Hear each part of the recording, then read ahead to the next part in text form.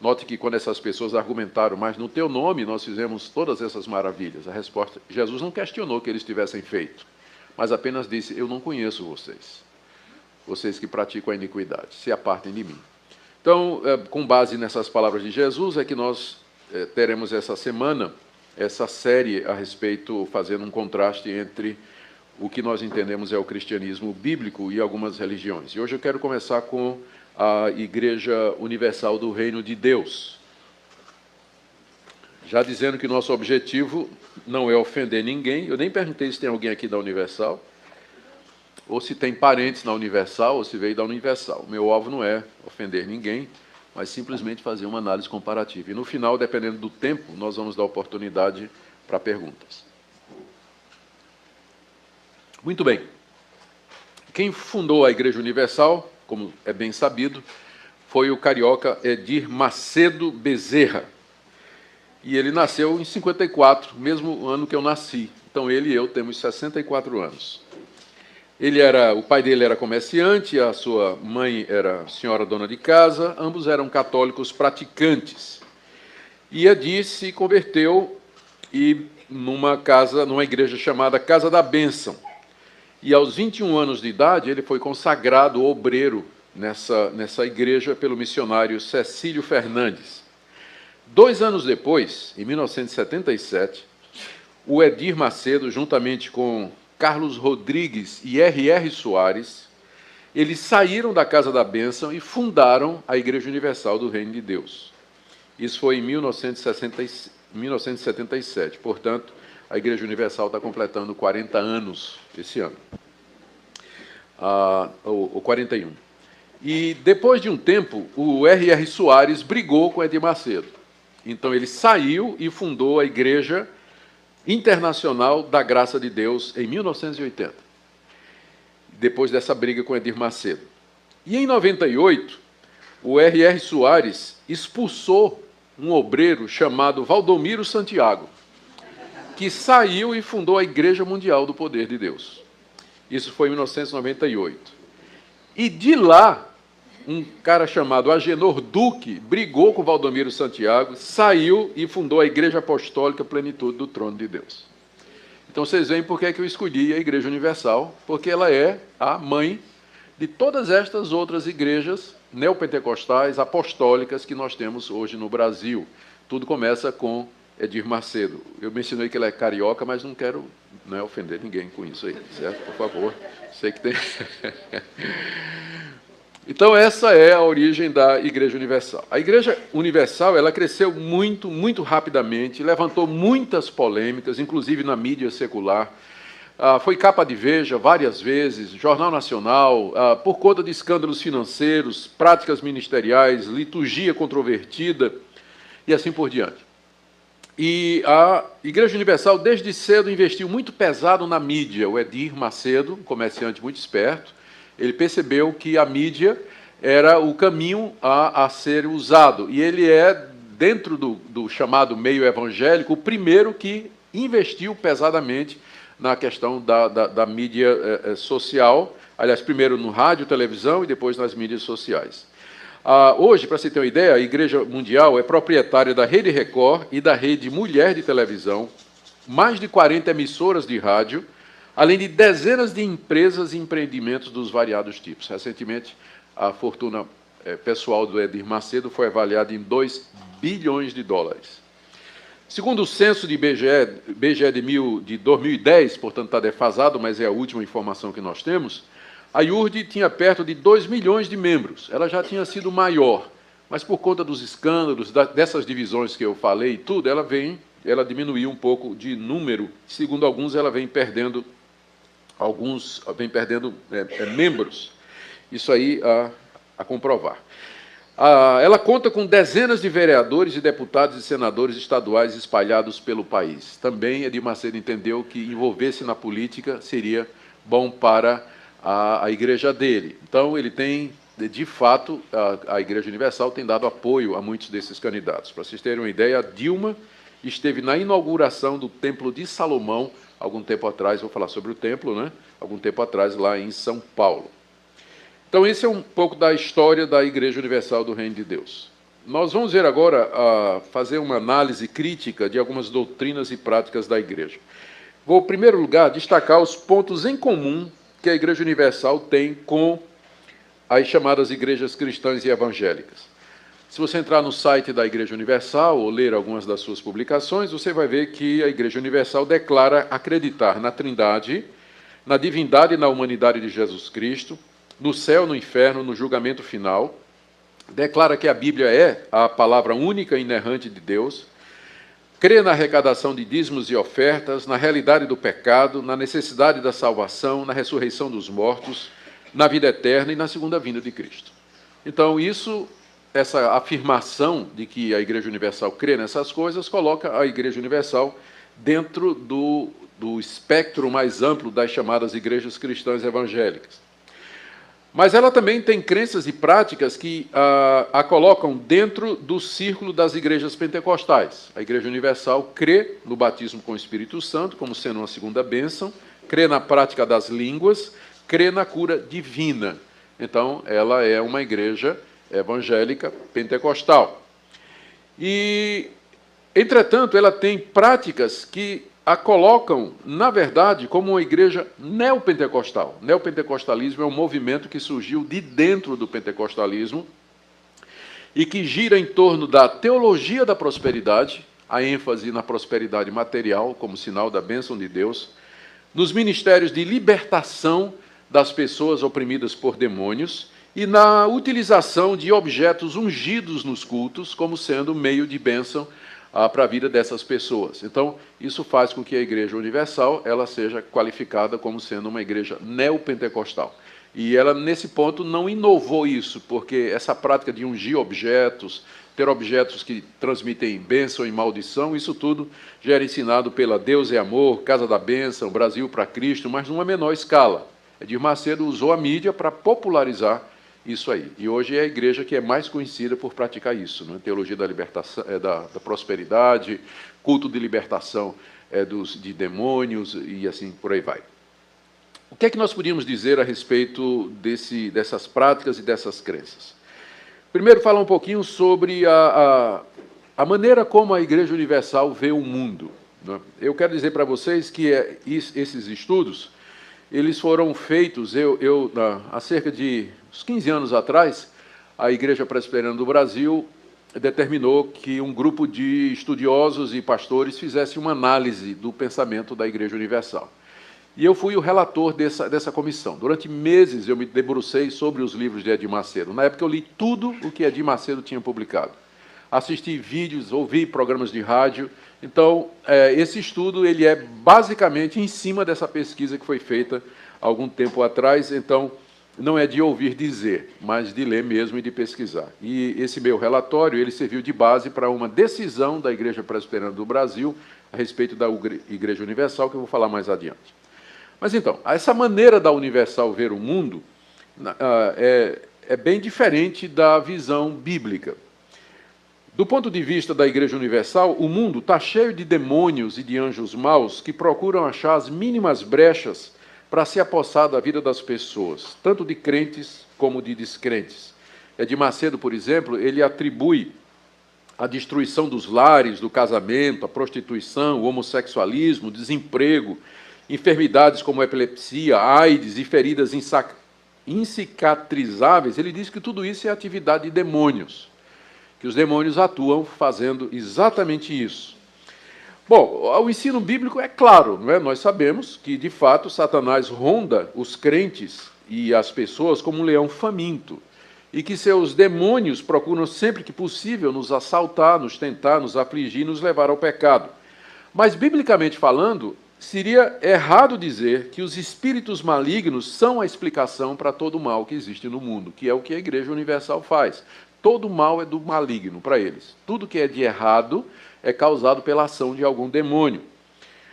O que a gente entende que a Bíblia ensina e que é a verdade é que aviões podem cair, furacões podem destruir, pessoas podem ficar doentes, tomar decisões erradas em sua vida, estragar seus próprios casamentos, sem que necessariamente haja um demônio por detrás disso. Porque nós vivemos num mundo caído, que geme e suporta dores debaixo do cativeiro da corrupção por causa do pecado do ser humano. Isso está lá em Romanos, capítulo 8, do verso 18 ao verso 25. O apóstolo Paulo fala dos males que há nesse mundo e ele diz que estes males eles são resultado do pecado humano. Com isso nós queremos dizer que, da perspectiva bíblica, existe mal suficiente no coração humano para fazer toda essa desgraça que a gente conhece, sem precisar de demônios para isso.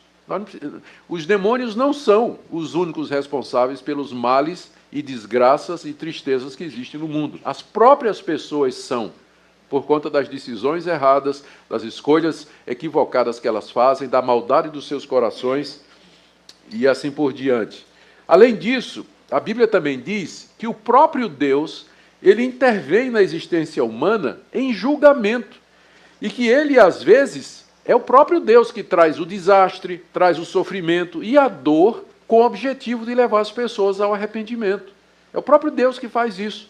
Quantas vezes na Bíblia nós encontramos isso aí? Por exemplo, eu vou citar aqui rapidamente, Jeremias capítulo 3, verso 5, entre muitas outras passagens. Eu nem me lembro direito porque é que eu escolhi essas aqui, mas está aqui.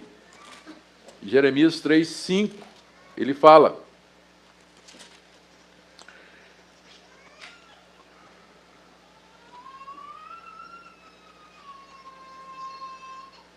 assim, aqui o profeta Jeremias, no capítulo 3, ele está reclamando de Deus pelo fato da seca, pelo fato está no verso 3, foram retiradas as chuvas, não houve chuva, mas tu tens... Ele está atribuindo a Deus isso aí, e no verso 5 ele pergunta a Deus: conservarás para sempre a tua ira, reterás a tua ira até o fim, que é o ponto que eu queria dizer. O profeta Jeremias aqui, ele está representando a tradição profética, perguntando a Deus até quando Deus haveria de mandar a fome, a peste, os inimigos e as doenças contra o seu próprio povo, porque o povo desobedeceu a Deus.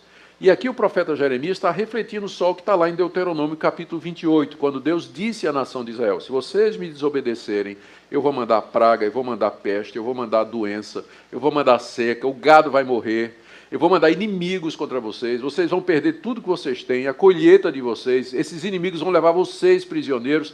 Ou seja, os profetas de Israel, eles sabiam muito bem que os males, com frequência, eram do próprio Deus. Era Deus que mandava, mas mandava para trazer o povo ao arrependimento. Então, se um judeu ficasse doente, ele não ia dizer assim: isso aqui é coisa do diabo, isso é obra do diabo, sai, repreende, está amarrado. Ele não ia fazer isso. Ele ia perguntar: será que isso vem de Deus? Será que Deus está me corrigindo? Deus está fazendo isso porque eu estou andando nos caminhos errados? Então, essa visão da Igreja Universal, ela é muito reducionista. Ela acha que todo mal, tudo de ruim que acontece, é causado pela ação de algum demônio no mundo. E, ao fazer isso, está distorcendo o ensino bíblico, porque tira a responsabilidade do homem e esquece que Deus, às vezes, faz isso para corrigir o seu próprio povo. Essa visão da Igreja Universal é mais parecida com a do mundo pagão. Lá no paganismo grego, na época de Cristo, muito influenciado pelo pensamento de Homero e pelas religiões de mistério, oriundas da Mesopotâmia, Frígia, Egito e Síria, deuses e demônios infestavam o mundo e o cotidiano, e o destino das pessoas dependia do relacionamento delas com essas entidades. Então as pessoas viviam com medo de ofender os deuses, medo dos demônios e tudo mais. Então é muito mais parecido com a visão da Igreja Universal do que a visão bíblica. A segunda crítica que a gente faz à Igreja Universal é a maneira como eles interpretam a Bíblia. Aqui vou ter que tomar mais água, viu?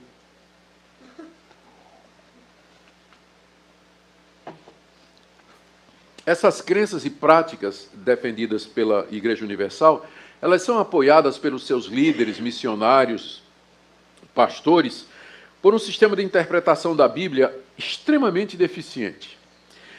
E algumas características desse sistema de interpretação. Primeiro, a transposição das experiências religiosas dos personagens bíblicos para os dias atuais. Se Abraão teve um chamado de Deus para largar sua terra, sua parentela e receber uma promessa, significa que você pode receber a mesma coisa. Então, o Deus de Abraão é o mesmo Deus seu. Deus pode aparecer a você e você pode ter a mesma experiência de Abraão. Deus lhe fazer promessas de que vai lhe dar vitória, vai lhe dar bênçãos e tudo mais. Então, eles pegam a Bíblia como se fosse uma coleção de experiências religiosas que Deus pode fazer no dia de hoje. E se esquece de que há muita coisa na Bíblia que tinha um propósito histórico definido. O chamado de Abraão é único. Quem mais Deus chamou e prometeu, na tua descendência serão benditas todas as nações da terra, por exemplo? A experiência de Abraão foi única. Deus só fez uma vez. Só tem um homem que Deus chamou e com quem fez uma aliança, prometendo dar a ele uma terra, e daquela terra sairia um povo de onde viria o Messias, o Salvador do mundo. Vocês acham que Deus fez isso com outras pessoas? Ou que Deus faz isso hoje com outras pessoas? É claro que não. Então, a Bíblia não é uma coleção de experiências religiosas que você pode dizer a Deus, eu quero sentir isso ou experimentar isso no dia de hoje. Você tem que ler a Bíblia no seu contexto histórico, no momento da história. A Bíblia registra os atos salvadores de Deus, e alguns desses atos, eles são irrepetíveis, eles não se repetem. Deus chamou a nação de Israel de tantas outras nações e disse, vocês são o meu povo. Com que outra nação Deus fez a mesma coisa? Depois de Israel? Mais nenhuma. Então, há atos de Deus que não se repetem, que foram feitos num determinado momento para construir a história da redenção, mas não para a Igreja Universal. Por exemplo, eles acham que da mesma forma que Deus fez uma aliança com Noé, nós podemos fazer também uma aliança com Deus. Assim como Josué cercou as muralhas de Jericó e ao som das trombetas essas muralhas caíram, assim nós podemos cercar as muralhas das dificuldades e problemas e derrubar em nome de Jesus. Tem vídeos na internet de gente da Universal, na verdade, tem até do Agenor Duque, o pessoal usando uma trombeta de plástico, cercando uma muralha de isopor e aí derrubando com os pés, não é? Para refletir, dramatizar e achar que com aquilo Deus está derrubando, cercando e derrubando todos os seus problemas. A vara que Moisés usou, tem até uma história interessante, um cidadão que foi para uma dessas reuniões e lá ele comprou o cajado de Moisés, que é pago, né? Comprou o cajado de Moisés. O que foi dito a ele é o seguinte, aonde você tocar com o cajado de Moisés, Deus vai lhe dar aquilo que você tocou. Ele saiu de lá satisfeito, saiu da igreja, do outro lado estava estacionado um carro do ano, ele chegou lá e deu uma cajadada no carro, o alarme explodiu, era do delegado de polícia, o cara foi preso com vara e tudo, né? Então, é esse tipo de coisa que é feito, né? Querendo imitar, transpor para os dias de hoje aquelas experiências que você encontra na Bíblia. O cajado de Jacó, os aventais de Paulo, né? Tudo isso. Paulo teve uma época, lá em Atos, creio que é 19, Paulo em Éfeso, que diz lá que as roupas de Paulo eram usadas para expelir demônios e curar doentes. Então, eles dizem, o Valdomiro Santiago usa um lenço, né, cujo suor, supostamente, aquele lenço tem poderes miraculosos e tudo mais. Então, eles transpõem as experiências e os relatos bíblicos como sendo alguma coisa para hoje, esquecendo de ler a Bíblia no contexto e dentro da visão da história da redenção. Paulo era um apóstolo de Jesus Cristo, ungido por Deus para escrever a Escritura, lançar os fundamentos da igreja, portador da revelação de Deus a respeito do seu plano, e como apóstolo, juntamente com os 12, não há mais apóstolos hoje. Então você não pode ignorar que muita coisa que aconteceu com Paulo era por conta do ministério de Paulo e da exclusividade de Paulo dentro desse plano, não é? Assim como Salomão, estou dando exemplos aqui, assim como Salomão construiu um templo para ser local da habitação de Deus, Edir Macedo construiu uma réplica desse templo em São Paulo. E lá tem levita, sacerdote, ele se apresenta como sumo sacerdote ou patriarca também. O que é que está de errado com esse tipo de interpretação da Bíblia? É que esquece, como eu disse, que Deus realizou muitos desses atos de uma vez para sempre, para nos ensinar uma lição, o princípio. Esses atos de Deus, alguns dos quais eu mencionei aqui, eles apontam para Cristo e para o Evangelho. Eram tipos, eram figuras que se concretizaram em Jesus Cristo. A fé, ela não depende desses objetos, das imagens e de símbolos, mas segundo Paulo diz em Romanos 10, a fé vem pelo ouvir a palavra de Deus. Então, essa é uma segunda crítica que nós queremos oferecer a hermenêutica, né, a interpretação da Igreja Universal. O terceiro ponto da minha análise é com relação à doutrina da salvação.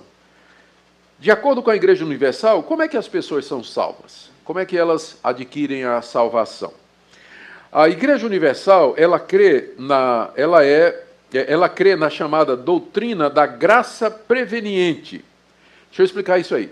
Ela acredita que existe uma capacidade inerente ou latente no coração das pessoas para crer na mensagem do Evangelho, de forma que a pessoa não precisa ser regenerada, tocada ou iluminada por Deus, porque todo mundo tem o poder de decidir se ele quer crer ou não. Tem o poder de aceitar ou rejeitar o Evangelho. Então isso faz parte de cada pessoa, é o que ele acredita. Por exemplo, eu vou ler aqui o que disse Edir Macedo. Em todos os seres humanos, quer religiosos ou não, existe no mais profundo de suas almas uma pequena chama de fé, a qual, focalizada no Deus vivo, certamente fará fluir uma vida sadia sobre todos os aspectos. Essa pequena chama de fé é colocada pelo próprio Espírito Santo. Então, o que ele diz é que cada pessoa tem essa chama da fé dentro do seu próprio coração e que já foi colocada pelo Espírito Santo. Então, compete à pessoa dirigir aquela fé para Deus ou não. Então, cada um pode crer. Qualquer pessoa pode crer. Se quiser crer, ela pode. Então, ela pode querer crer e tem o poder de crer. Cada pessoa individualmente. O que a gente pode fazer é só colocar diante da pessoa a verdade e dizer, Jesus Cristo é o Salvador, na esperança que aquela pessoa, por si mesma, ela dirija a sua fé para aquilo ali. Então, essa é a convicção da Igreja Universal e, na verdade, de muitos evangélicos. Não é só a Igreja Universal, muitos evangélicos também acham isso, que o ser humano ele tem a habilidade, a capacidade dentro dele de crer em Deus por si mesmo. Não é? É uma fé latente, que a gente chama de graça preveniente. Deus já deu essa capacidade a todas as pessoas, essa chama foi colocada pelo Espírito Santo desde que elas nasceram e por aí vai. Na linguagem da Igreja Universal, o termo salvação, na verdade, ele é usado numa conotação muito mais ampla do que os evangélicos históricos usam. Salvação na Universal significa libertação de drogas, libertação dos problemas, libertação das doenças e da opressão causada pelos demônios. Há uma associação muito grande da salvação com libertação desses problemas. Eu me lembro uma vez que estava ouvindo um programa da Universal, e tinha um obreiro entrevistando as pessoas. E chegava para... A pessoa era convidada a vir à frente, dava o microfone e dizia, irmão ou irmã, conta a bênção, né? Aí a pessoa dizia, olha, pastor, eu fui salva da minha doença, eu estava doente muitos anos, gastei todo o meu dinheiro com os médicos, aí eu fiz a campanha dos 7 passos de Jericó, da libertação das muralhas de Jericó, e eu fui liberta dessa, glória a Deus, tá. E você, irmã, conta a bênção.